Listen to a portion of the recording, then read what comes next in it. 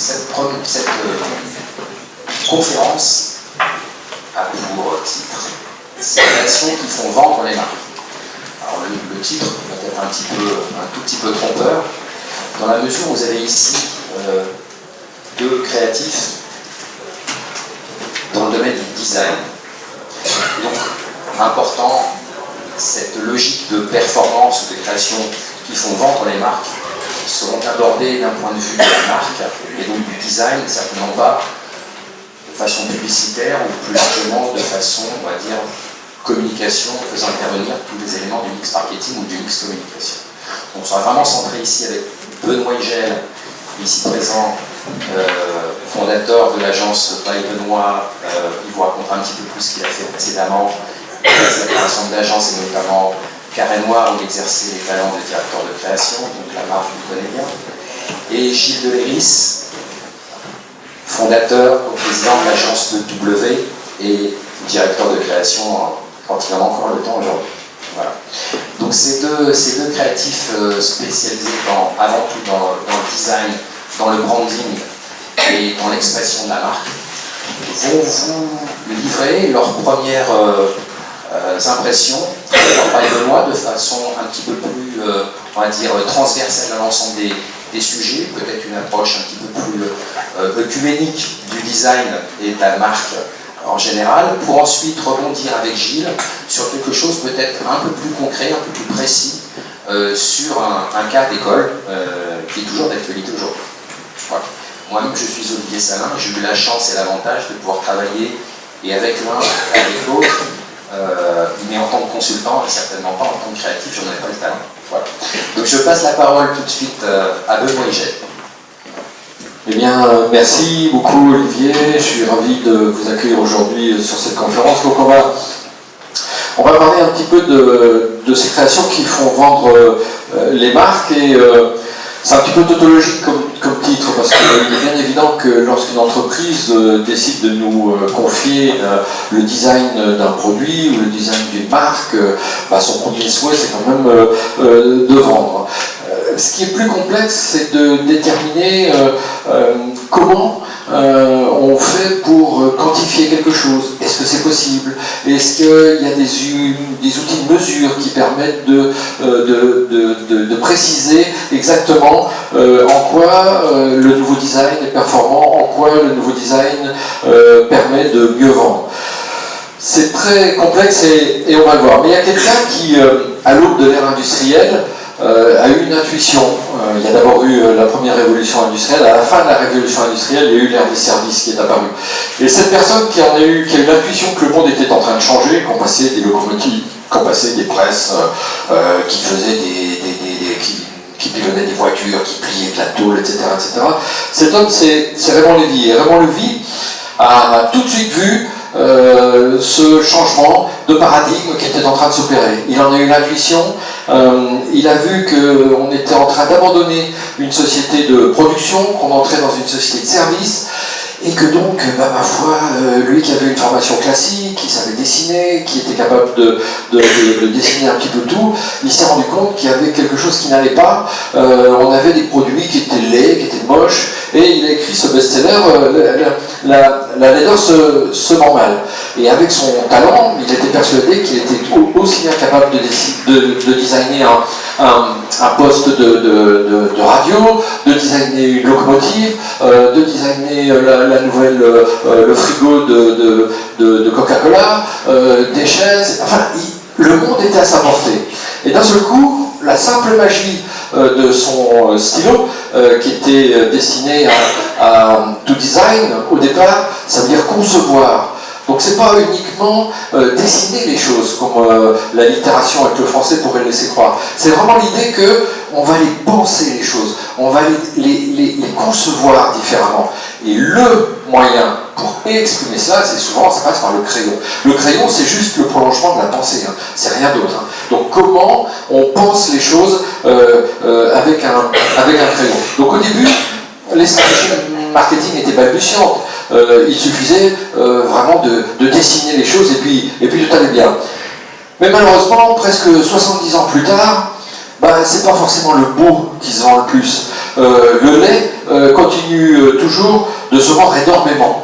Et pour le prouver, j'ai pris un exemple à l'inverse, la contraposée, on appelle ça en mathématiques. C'est-à-dire qu'on dit, ben voilà, l'ADS c'était un coup de génie, c'était absolument merveilleux. Tout a été réinventé le jour où on a dessiné l'ADS.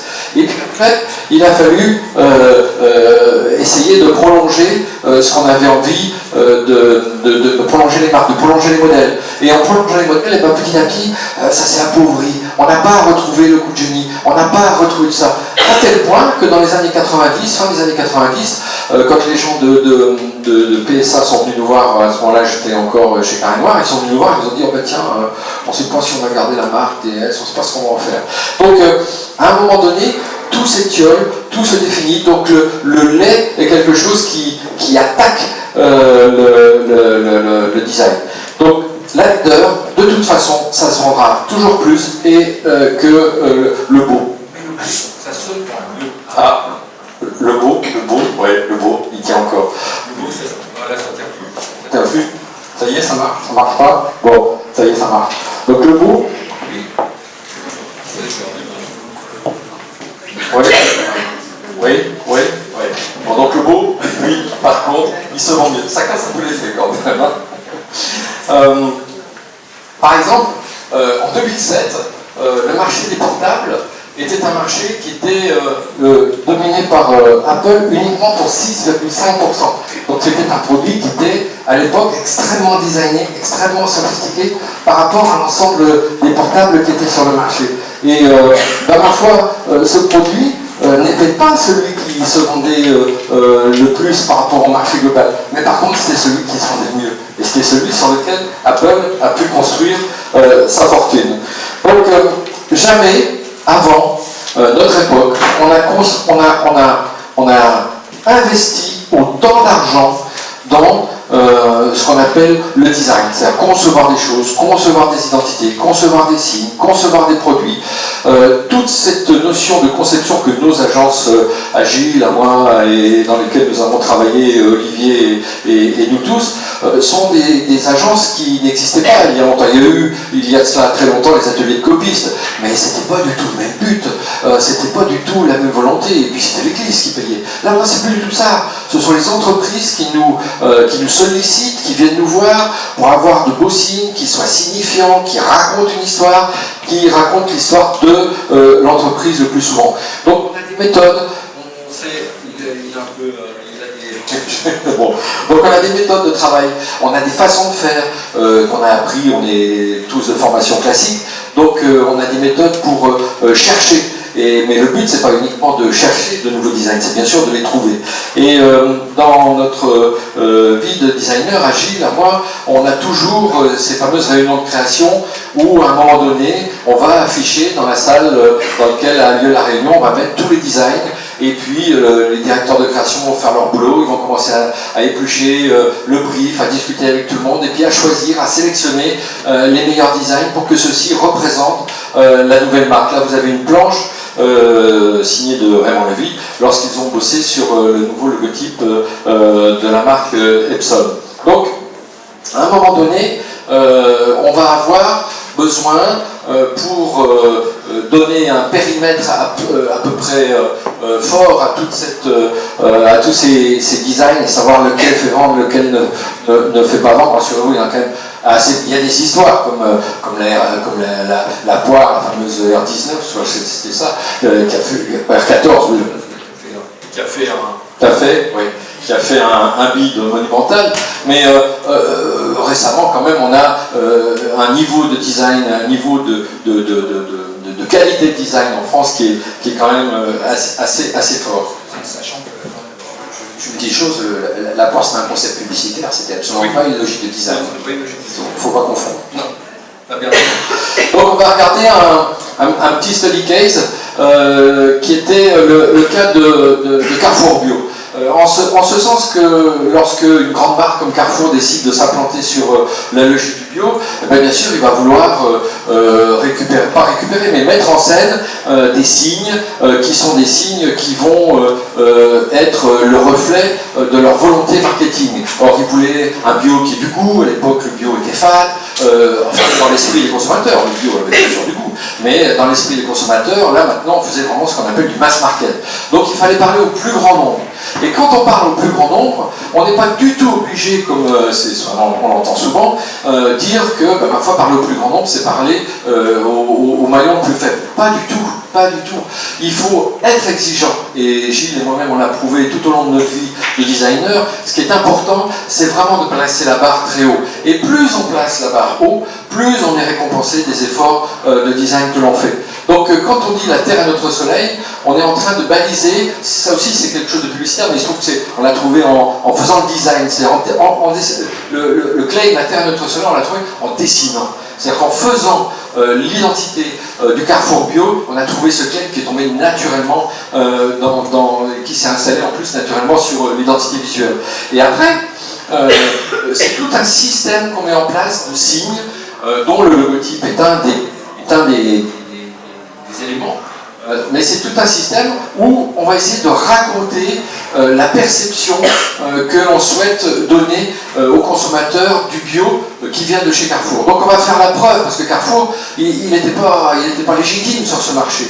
Hein. Donc à un moment donné, on va être obligé de raconter d'où vient ce retail. Et on va être extrêmement littéraire. A priori, ce packaging est à l'encontre de tous les codes du packaging. On a bien sûr la marque, ça c'est sûr, on a le toponyme, le nom du produit, et puis ensuite on va raconter d'où il vient, qu'est-ce qu'il a fait, on va faire une petite fenêtre, on va laisser apparaître le riz, on va faire des photos qui sont très très peu retravaillées, qui sont brutes de prise de vue, sans mettre des apprêts, des colorants, des choses comme ça. Donc c'était un parti pris qui était extrêmement fort à l'époque. Et c'est le seul moment dans notre, enfin en tout cas dans la mienne, dans la petite vie de designer, où on a eu des échos après coup, et où on a su qu'on avait fait Dixit, les gens de chez Carrefour, plus 800%. Mais plus 800% par rapport à quoi? Par rapport aux estimations. Ça veut juste dire que les estimations étaient peut-être basses, étaient peut-être fausses. C'est juste ça que ça veut dire. Il ne faut pas avoir la vanité de penser que grâce à nous, ils ont fait 800%. Mais grâce au design, il y a eu quelque chose de nouveau qui a carrément changé la façon de voir le bio. Il y avait un avant et un après. Une fois qu'on a fait cette gamme-là, après c'était plus tout à fait pareil dans le domaine du bio. Les bios sont devenus goûteux, ils ont commencé à mettre des photos, ils ont fait attention, ils ont travaillé tout ce qui faisait que, parfois, ils ont rempli un cahier des charges qui était plus proche du packaging. Et nous, à l'inverse, on a rempli un cahier des charges qui essayait de raconter correctement et avec sincérité. Je crois que Gilles vous en parlera, la sincérité, c'est très important. On nous fait porter des chapeaux qui n'existent pas, on veut nous faire croire qu'on transforme, on force les gens à acheter, mais pas du tout, on les séduit, mais on fait tout pour les séduire. Mais il faut cette sincérité, ça c'est tout à fait nouveau, ça n'existait pas de la même façon avant, maintenant il faut parler aux gens avec fermeté et sincérité. Alors après, bien sûr, quand on travaille sur d'autres produits qui sont plus emblématiques, c'est beaucoup plus compliqué de mesurer à quel moment, quand on fait le lifting de la marque, etc., quelle est la part des nouveaux, surtout sur un médicament qui n'avait pas ça. Hein. Donc c'est assez complexe. Alors on a aussi, bien sûr, le cas classique en packaging, qui est le cas de l'eau, où a priori la valeur ajoutée est assez faible.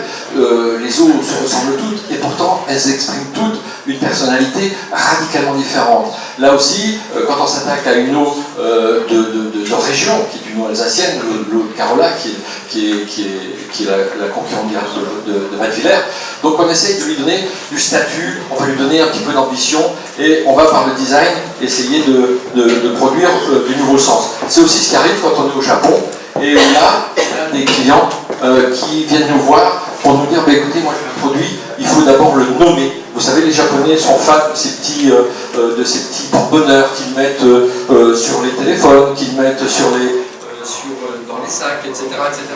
Donc, voilà, ça part. Donc, on a nommé ce petit singe qui s'appelle Joko Bongo, et puis ensuite on l'a logotypé, et puis on l'a fait vivre. Donc là, on commence à voir qu'il y a un nouveau territoire et qu'on commence à raconter des histoires sur les marques sur lesquelles on travaille.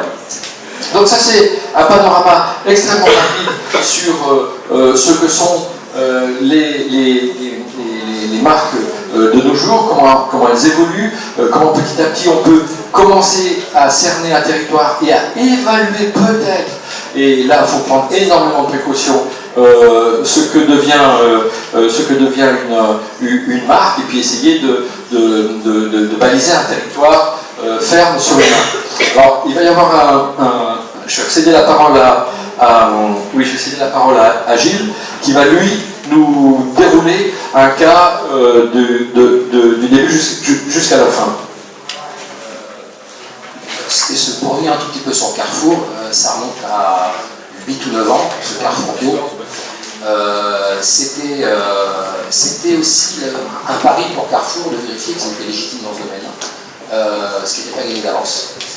C'était la première fois qu'un grand distributeur se décidait à partir dans cet univers-là avec des modes d'approvisionnement, des modes de distribution radicalement différents. Aujourd'hui, ça me semble absolument naturel que Carrefour fasse du bio, on avait l'affaire.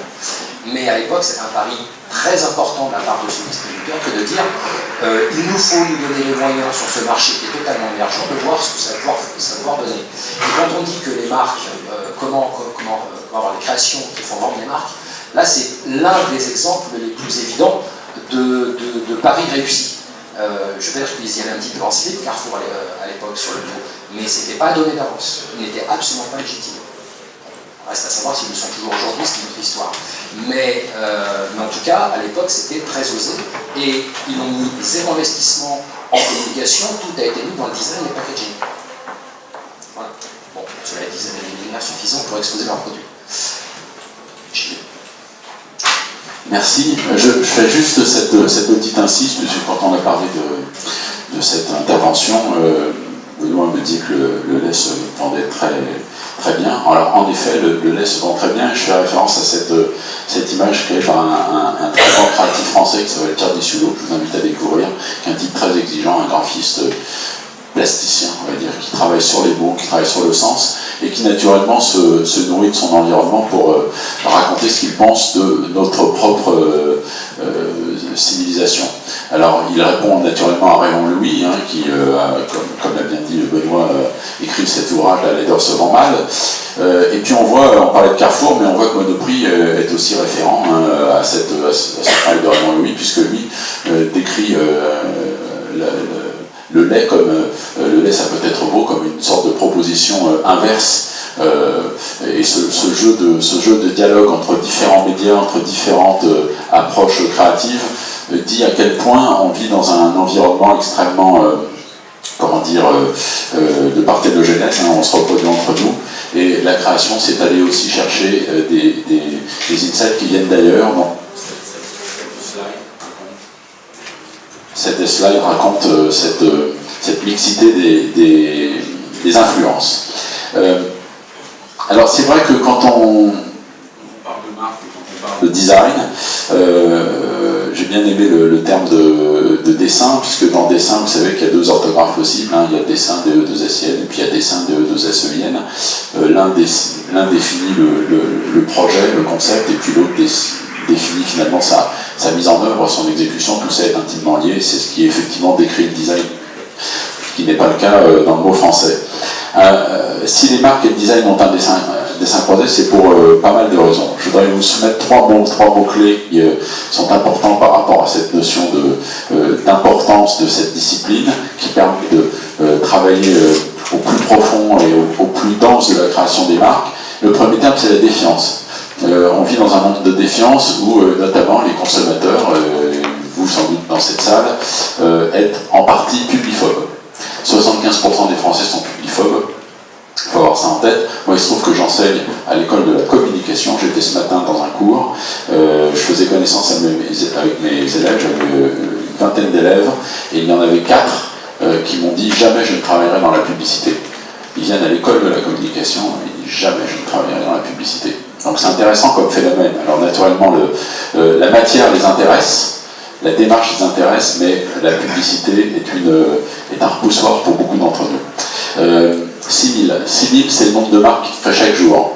Chaque jour, naturellement, à travers les nouveaux médias, à travers boîtes technologiques, on a des marques qui apparaissent. 6000, ça veut dire un dictionnaire plein tous les 15 jours. Je vous laisse un peu ce que ça signifie en termes de difficulté d'émergence et à quel point définir un territoire singulier, une création originale, peut avoir de l'importance. Et puis le zapping, eh bien, c'est l'attitude nouvelle des consommateurs qui sont absolument intransigeants et qui sont capables de passer d'une marque à l'autre dès lors qu'ils ne leur aient pas donné ce qu'ils attendent. Voilà, l'image de Hell, un détournement fameux de la marque Shell, donne à comprendre comment il faut aujourd'hui, pour imposer sa voix, avoir un discours de sincérité et d'autorité au sens du récit, autorité, auteur, donc du récit que la marque raconte pour que les clients, les consommateurs puissent se projeter dans ce récit proposé. Alors oui, formule qu'aurait pu emprunter. Design is the brand best friend, parce que ça commence. Fatigué cette histoire, voilà. Design is the brand best friend, et je vais vous parler d'un cas particulier qui est très emblématique de ce regard que porter sur cette discipline.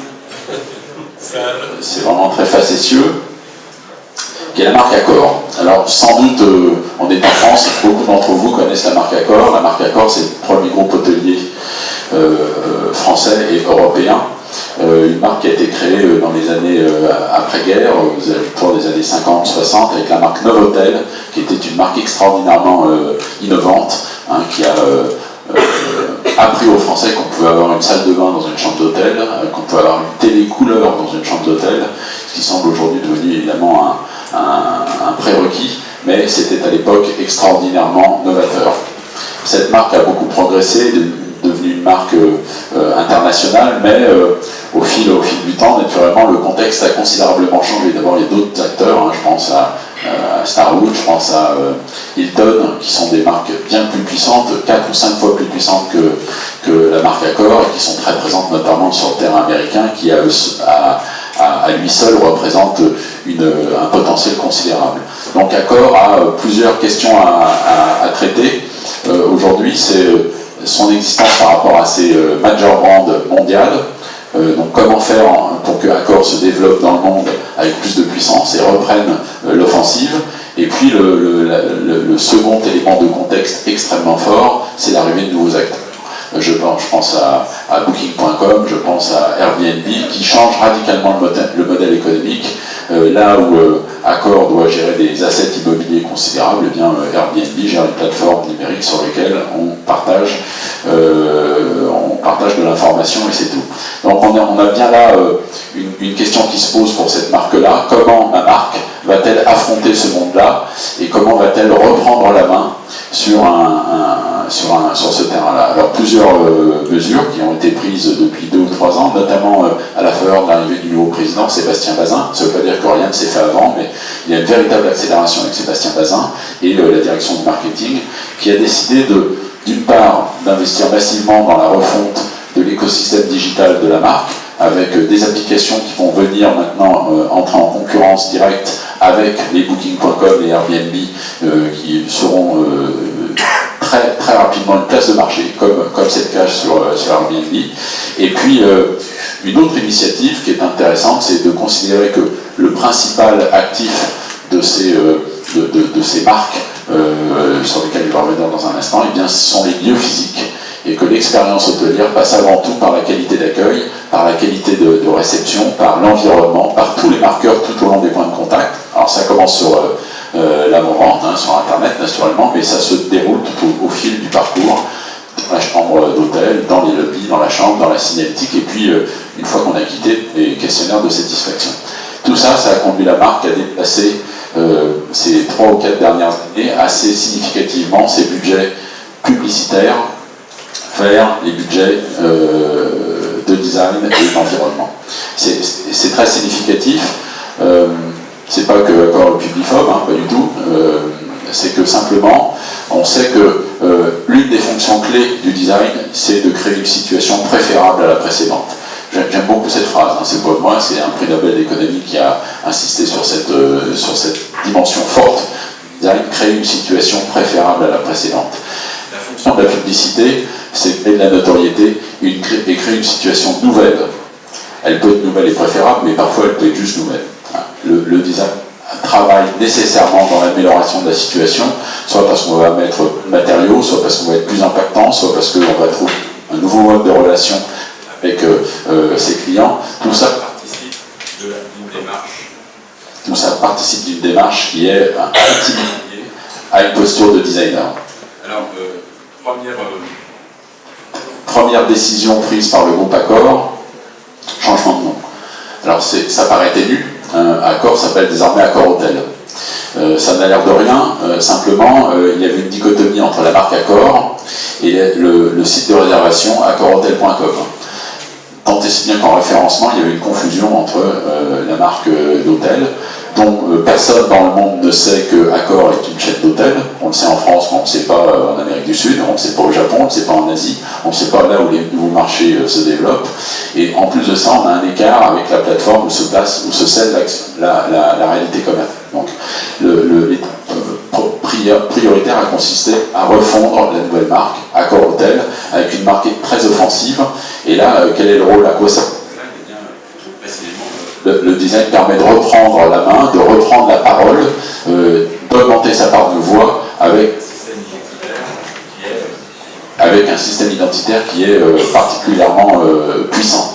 Associé à cette nouvelle marque, il y a la signature Feel Welcome qui est claim commun à l'ensemble des marques du portefeuille.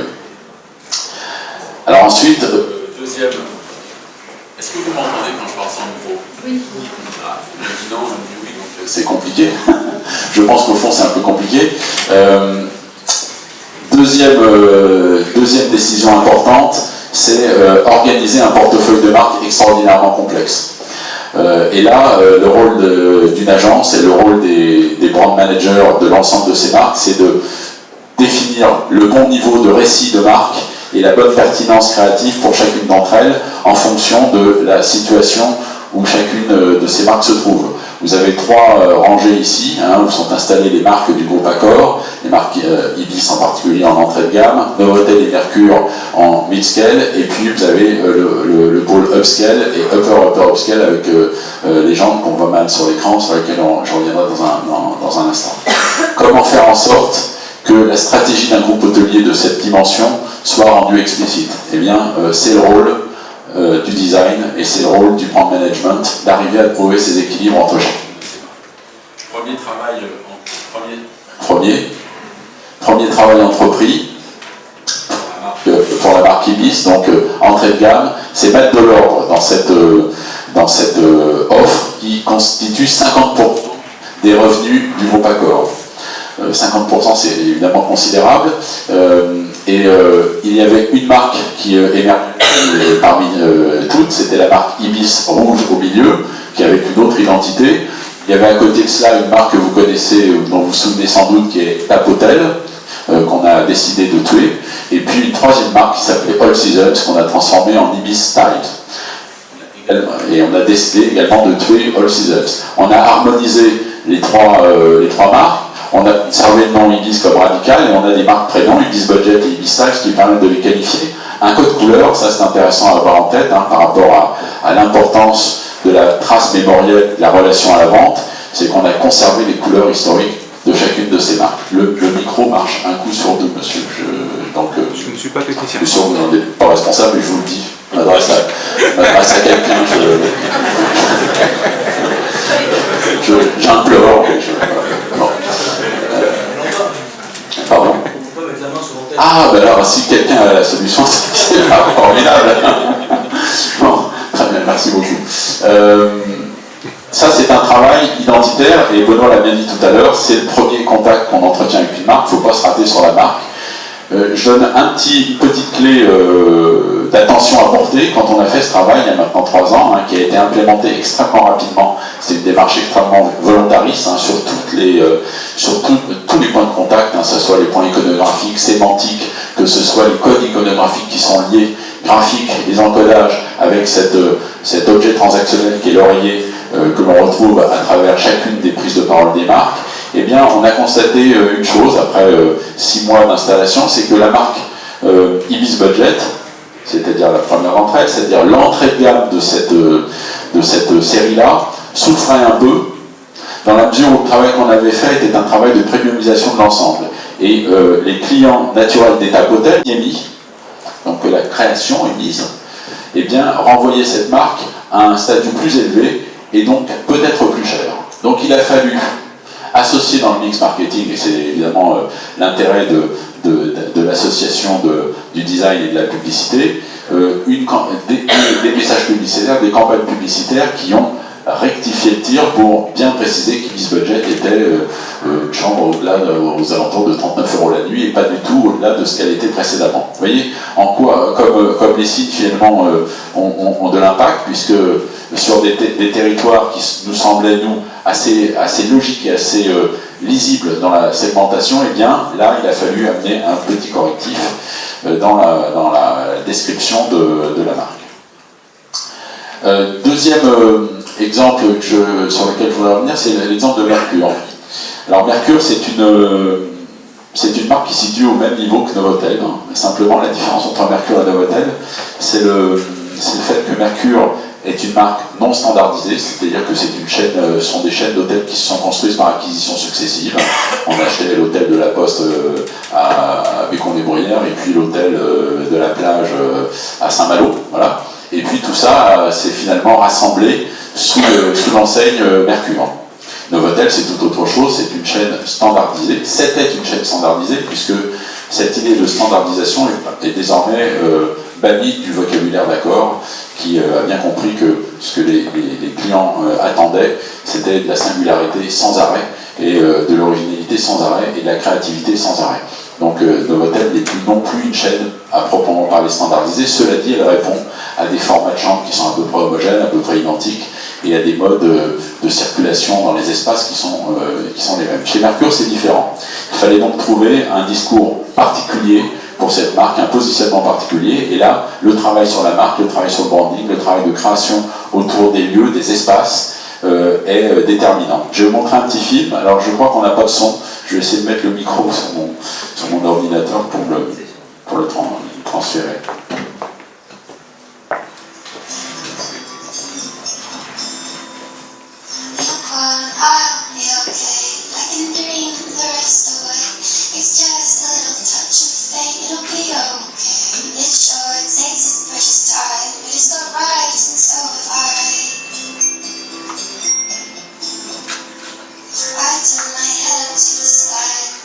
Voilà, ce qu'on voit là dans ces images, c'est de calibrer, de revoir intégralement les fonctionnalités d'accueil dans l'hôtel.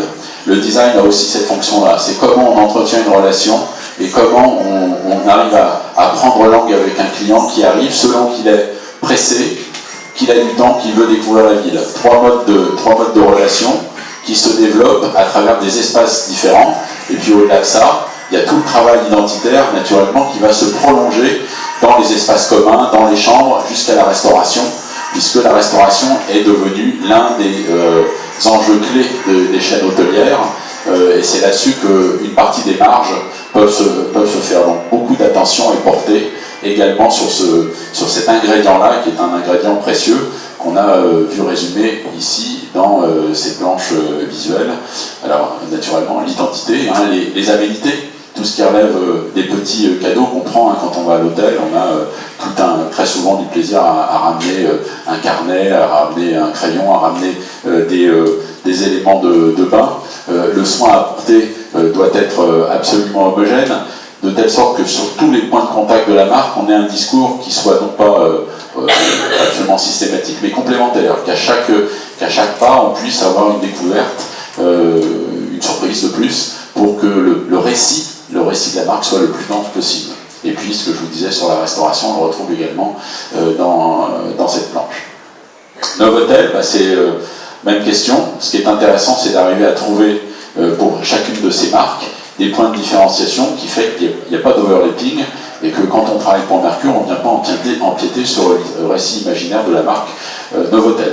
Alors Novotel, peut-être vous vous souvenez de la marque précédente, D'ailleurs, elle est encore implémentée, parce que là, l'implémentation de la nouvelle marque se fait au fil de l'eau, lentement, il n'y a pas de grand soir, ça se fait progressivement. Et on a travaillé sur une marque à la fois compatible avec la marque existante, c'est-à-dire ce carré bleu dans lequel il y a une lune qui est couchée sur le dos.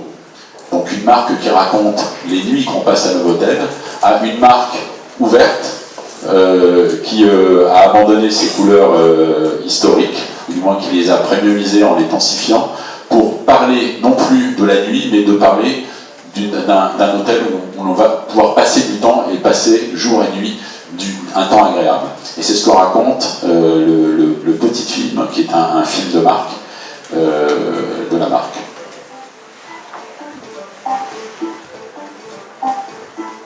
Ça, c'est la marque précédente.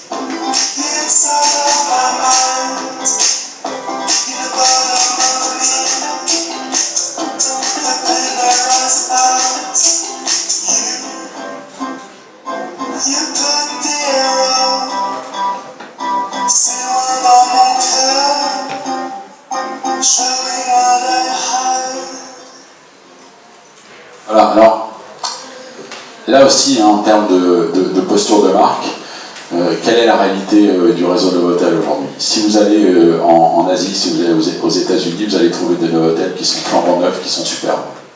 Très, très, très beaux endroits qui répondent à cette nouvelle façon d'être.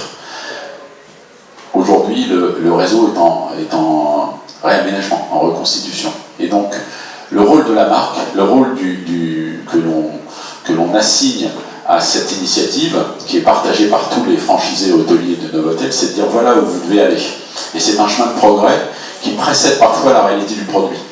Donc j'insiste là-dessus parce que c'est un encouragement à faire évoluer la réalité physique du produit.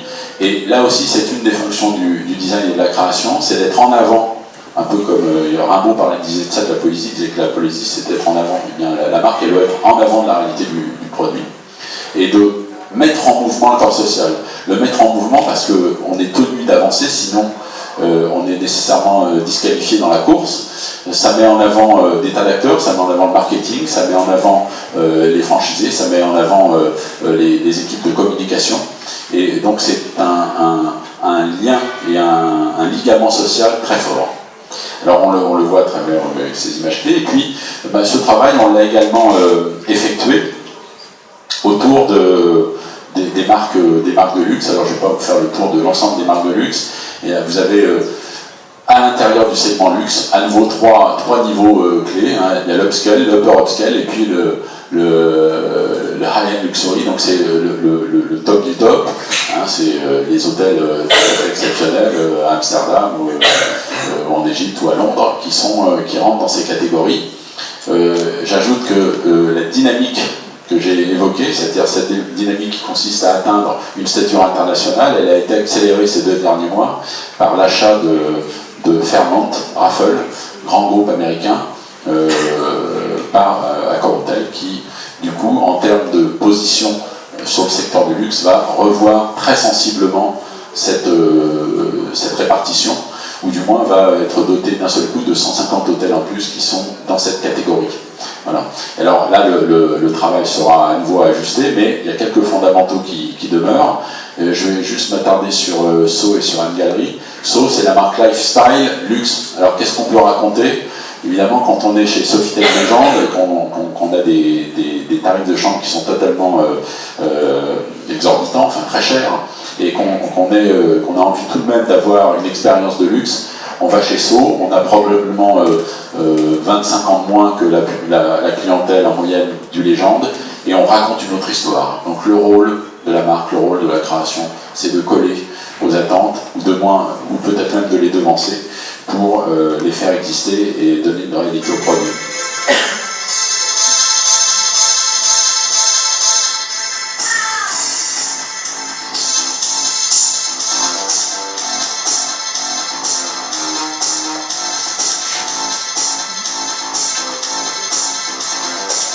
Ça, c'est du Bangkok.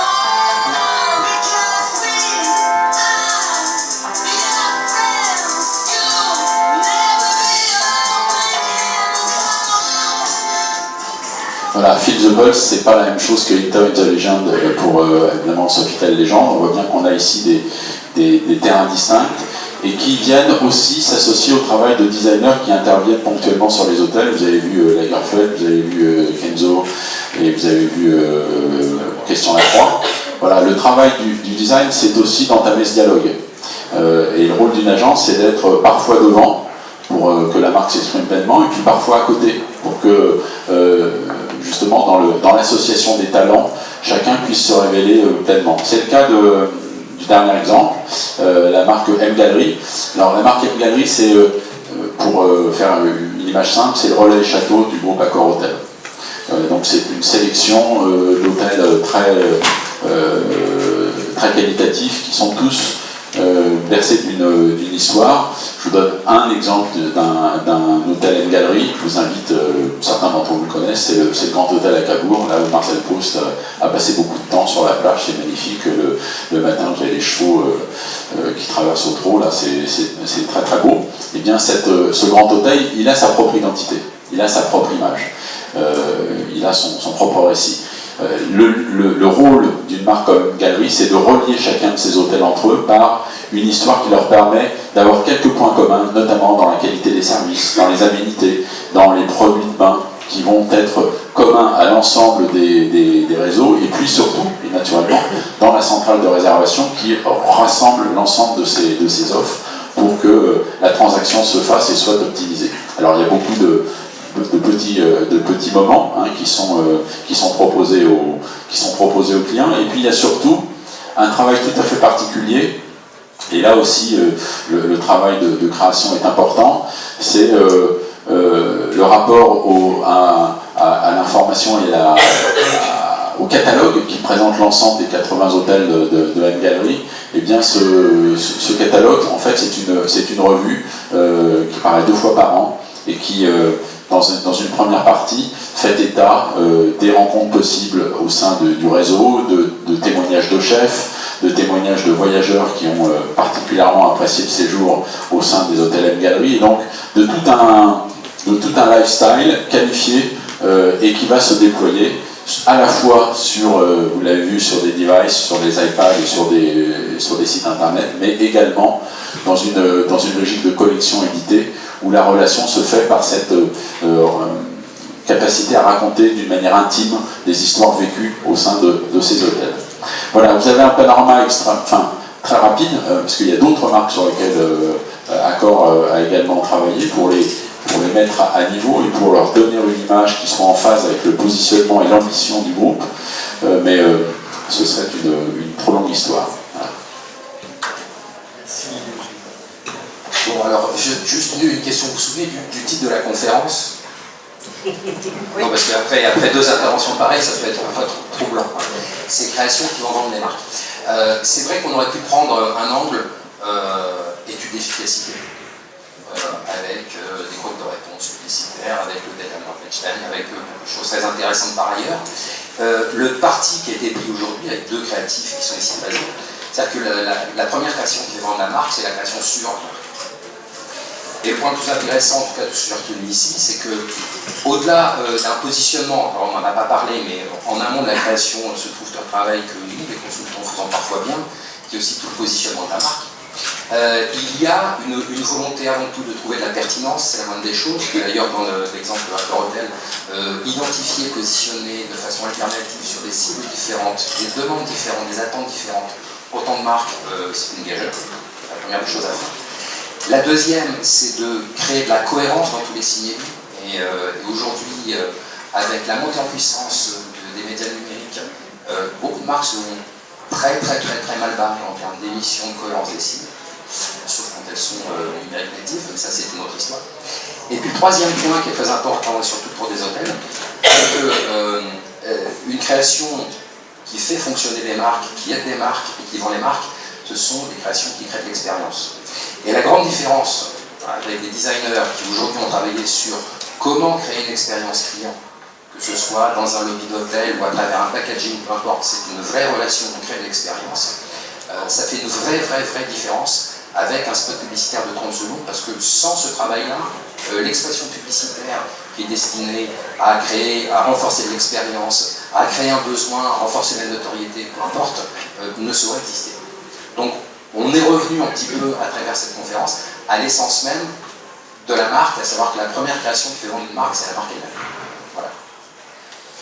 Bon, je n'ai pas grand-chose à rajouter. Je pense que Gilles, Olivier a bien résumé la situation.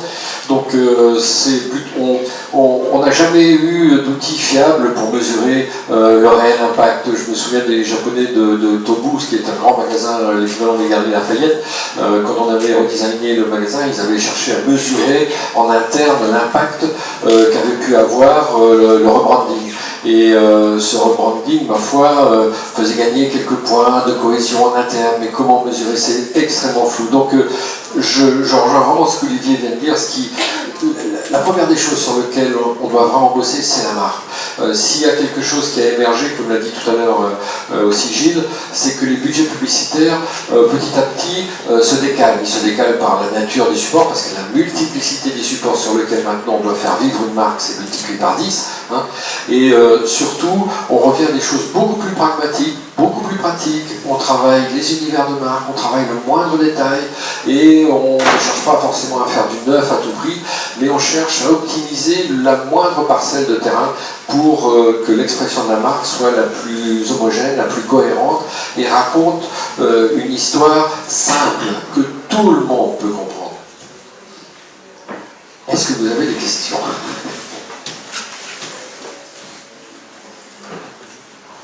Pendant peut-être que vous réfléchissez aux questions que vous pourriez poser, je vais répondre à une d'entre elles.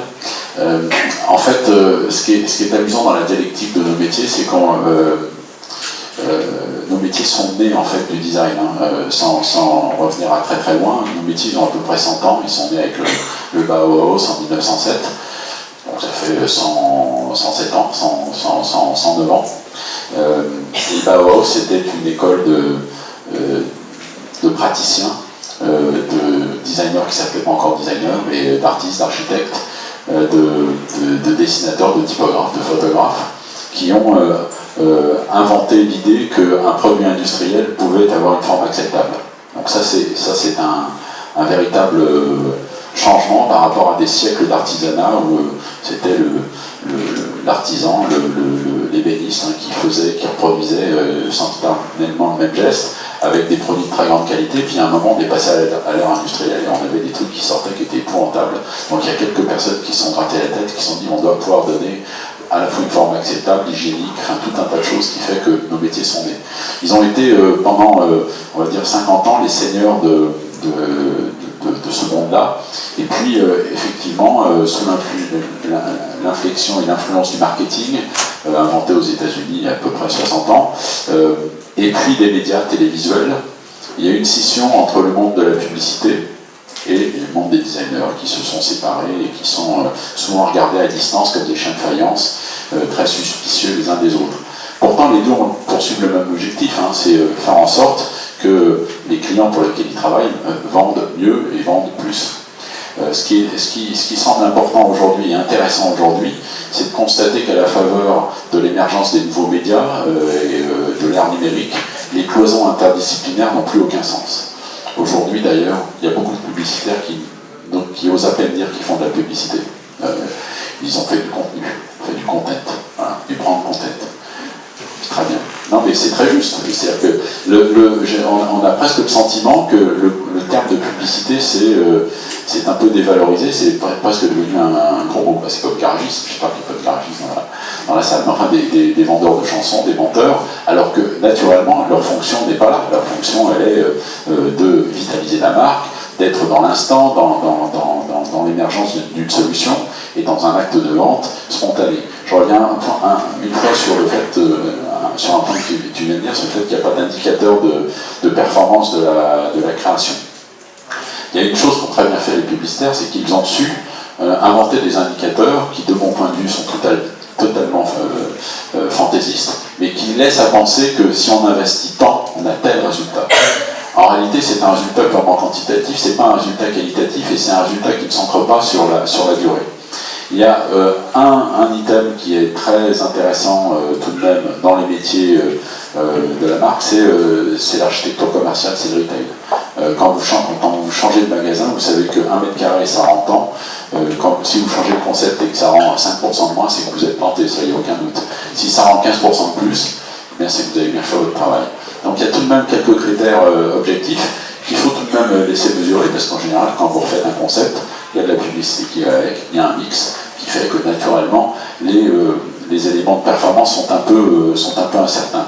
Donc l'algorithme qui permettra demain d'imaginer qu'à telle solution créative, il y a telle performance de vente, moi je suis preneur. Si quelqu'un dans la salle est là, je ferai le recruter immédiatement pour l'associer à nos présentations. Voilà.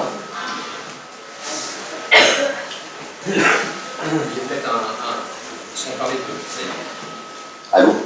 Sans parler de marques, de créations qui font vendre, il faut aussi garder en tête qu'il en est des marques comme de tout être vivant dans son environnement. S'il ne s'adapte pas, il finit par disparaître.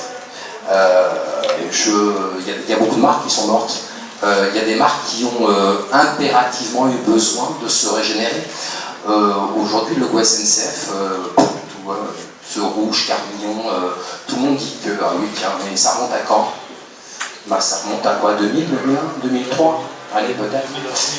Mais il faut bien voir qu'à l'époque, la SNCF, c'était un signe absolument héraldique. Dans un premier temps, puis sous forme de locomotive très tendue, c'est devenu un TGV un peu amélioré. Mais il fallait bien comprendre qu'à l'époque, cette identité-là, avec les services qui étaient proposés, avec la révolution numérique qui était en route, avec les services offerts aux passagers, cette identité était en rupture totale avec l'image que voulait communiquer la SNCF. Autre exemple, quand les Galeries Lafayette ont changé de logo, ça remonte à 20 ans, ça n'a pas produit du tout la même chose que le changement d'identité du BHV, et pourtant c'est exactement le même groupe. Qu'est-ce qui a différé? C'est que le positionnement du BHV a été décidé en amont comme étant un concurrent direct rive droite du bon marché. Donc là aussi, la clientèle a changé, l'offre a changé, la rentabilité au mètre carré a changé. Et évidemment, tout ça s'est accompagné d'une nouvelle identité, d'une nouvelle signalétique, d'un nouveau branding, de nouvelles politiques de fidélisation. Mais au tout début, c'est sur le positionnement et la marque que le travail s'est fait. On pourrait multiplier les exemples, on finit, il y en a beaucoup. D'autres questions?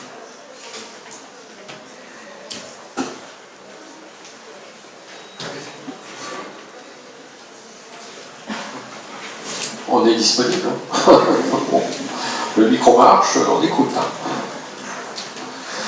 Non, bah écoutez, on vous remercie beaucoup de nous avoir écoutés et de nous avoir accueillis, et merci de la qualité de votre écoute. Merci beaucoup et bonne journée à vous. Au revoir.